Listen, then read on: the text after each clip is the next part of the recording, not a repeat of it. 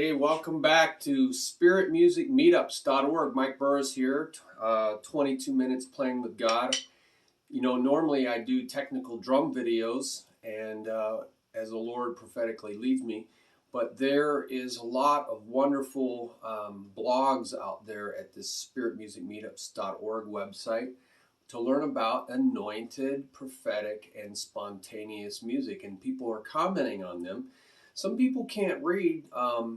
They're blind or they have some visual problems, so I'm making videos so that they can be reached as well. For those who can read, I'm putting some text down in the description and with some links so you can go actually look at all the detailed research. I spent hundreds of hours researching these things. I've gone to 5 Bible colleges, so I have a lot of that background, and I'm trying to give that to you because a lot of people need proof. So I'm going to read the summary paragraph and then expound upon it as the Lord leads me, okay? I'm trusting Him to tell me right on the spot, like He says, right on the spot, in that very moment, what you need to hear. And that's the way you should rely on learning your music as well. So I'm going to do some reading here, just short.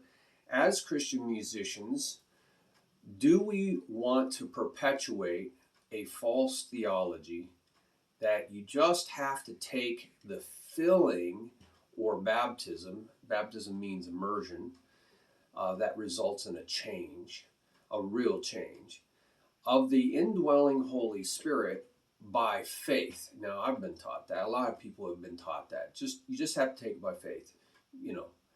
Instead, shouldn't we be expecting to see supernatural manifestations or demonstrable proofs, that's the Greek words, that it occurred, that it actually occurred.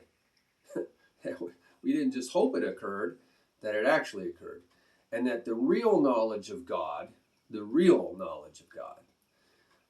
which is not head knowledge, genuine knowledge is epignosko, has nothing to do with information, that's head knowledge, gnosis, where we get diagnosis, gathered from the Bible. Okay, so we're getting this religious knowledge, as all religions do, from their religious texts. But should we be getting it from actual experience? That's what epignosko is. It's genuine knowledge through an experience that is through a relationship. Okay, it's experiential relational knowledge. And that's what the New Testament talks a lot about, Old Testament as well. Will we return to expecting this? We expect this to all start.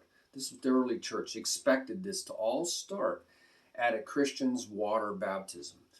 Okay, it's very clear in the writings, in the New Testament as well as in early church history.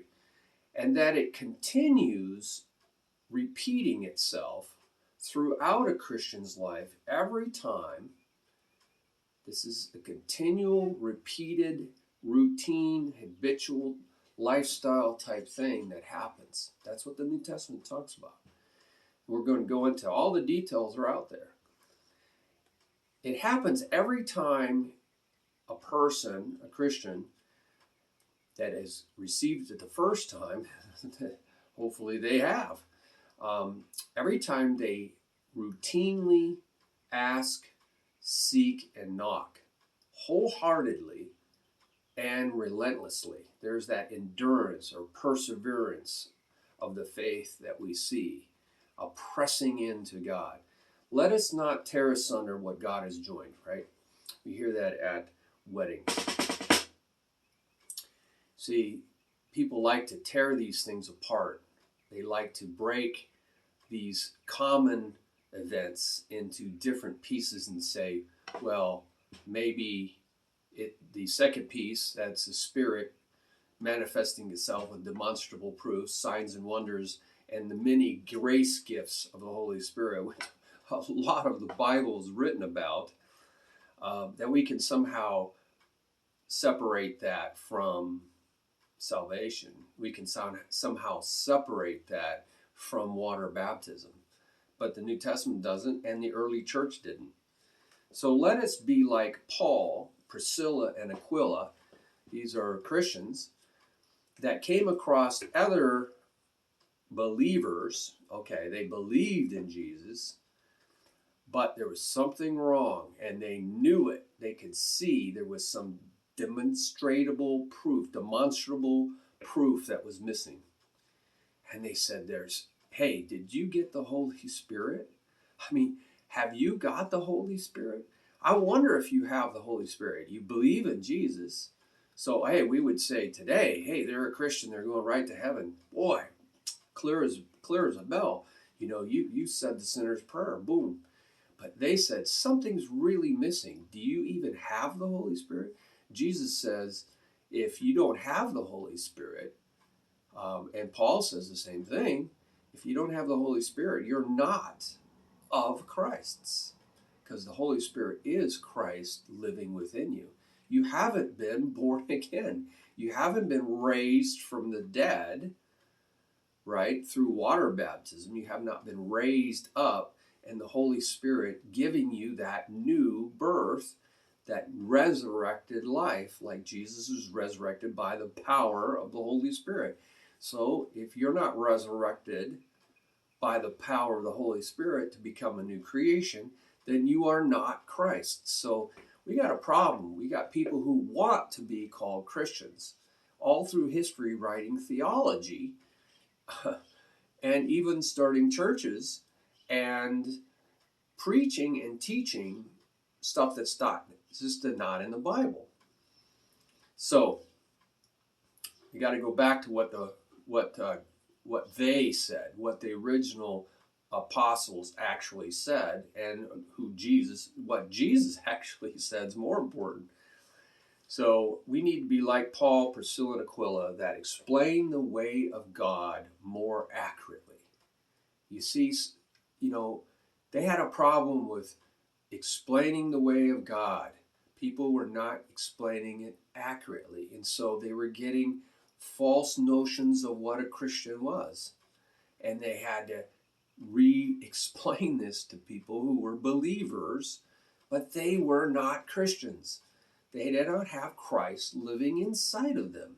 And by the way, you'll find out this is a repeated experience, and it was meant to be a repeated experience.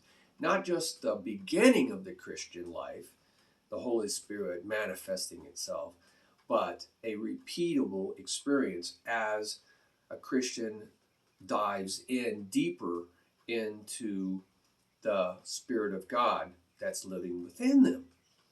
It's not out there, it's in here. Once you become a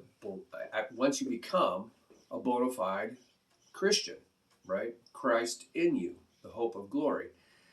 The Holy Spirit's filling baptism with grace gifts and powerful manifestations by signs and wonders indeed was and still is expected when a person is water baptized for salvation. It's very clear it's for salvation, and it's for the continual bubbling up life, genuine life, so you will no longer be thirsty and hungry. All right. So a lot of people are, have become Christians, but they're starving to death. I've been there, and it's because we're trying to live off of really, really old water that flowed once upon a time, but is no longer bubbling up. And the other thing is you can't live on stale bread that's been sitting out weeks, months, years, living in the past, living with nostalgia about something that once happened to you. You can't live on that, okay? It's hard bread by then. It's got ants all over it and everything.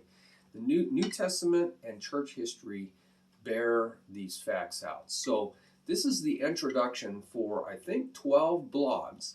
And on the bottom of each blog, as well as this introduction, and as well as these videos, you can comment. And that's your chance to teach one another, to help show other people what you have learned about these topics, okay?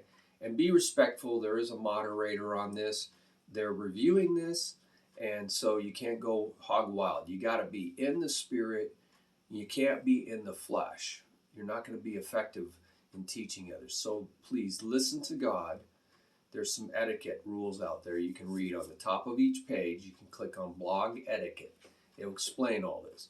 So, be kind and loving and listen to God speak. That's what this is about. Listen to God speak, not your flesh speak. All right? So, God bless you. I hope you get a lot out of this. Look at the details, because God is in the details. He's in the details. I spent hundreds of hours examining these details, relaying to you. You can go research them out. It's really well documented. And find out, hey, I could have missed something. That's true. But I painstakingly spent hundreds of hours. And then I ask God, seek and knock. Hey, what's going on here? Show me, help me. Show it to all of it. Show it all to me, okay? So dig deep yourself, okay? And the main thing is ask God and He will tell you. He'll always give you wisdom if you really listen. A lot of people talk, but they don't listen. So that's not prayer. That's called supplication, is a monologue. Prayer is a dialogue. Prosoke prayer, conversational prayer, is a dialogue. Watching and listening.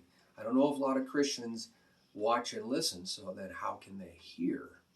Right? How can they hear to understand? That's a kuo. How can they see, ido, right? Mentally perceive to understand and know if all they're doing is telling God something. Okay, so that's a whole nother subject, another page for that. All right, God bless you. Share this video and please comment and subscribe to the channel.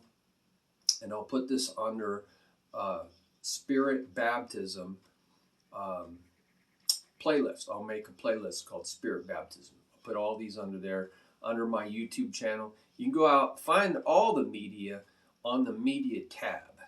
That'll save you some time. All right. So thank you very much. You might see some color things going on with my camera. I think it's the lighting outside my house here. Bye-bye.